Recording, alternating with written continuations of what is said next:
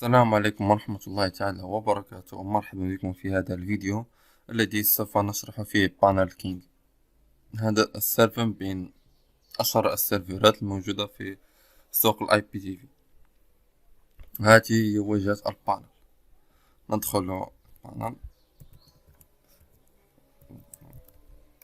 نكتب الباسورد،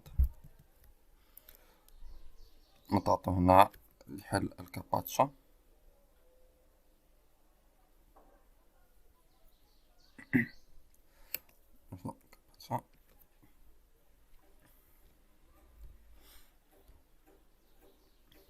بعدها نضغط على لوجين. هذه هي واجهة بانل كينج كما ترى. هذه بعد المعلومات من إدارة السيرفر التي يجب الالتزام بها. وهذا كود داونلودر لتطبيق كينج. تمام.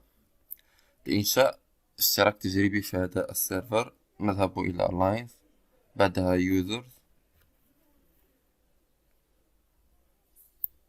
ونضغط على Add Trial User. بعدها نكتب يوزر نيم خاص بنا أو ندعو فارغ لإنشائه بشكل عشوائي. مثلا نكتب تيست 1 2 3.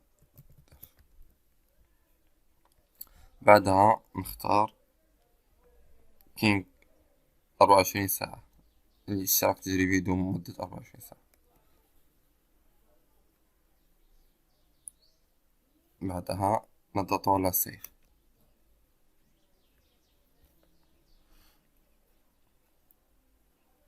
ها قد تم إنشاء اشتراك تجريبي.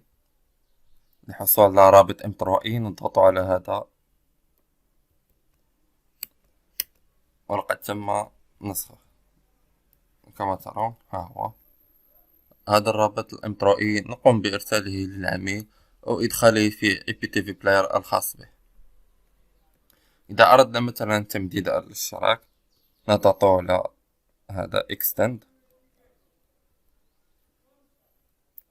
ونختار مثلا 3 أشهر 6 أشهر أو سنة، وكل باكيج والكريديتس التي يتم استهلاكه فيها.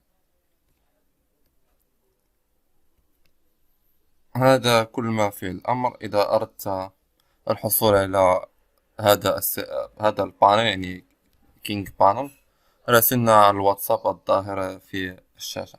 وإلى فيديو آخر إن شاء الله.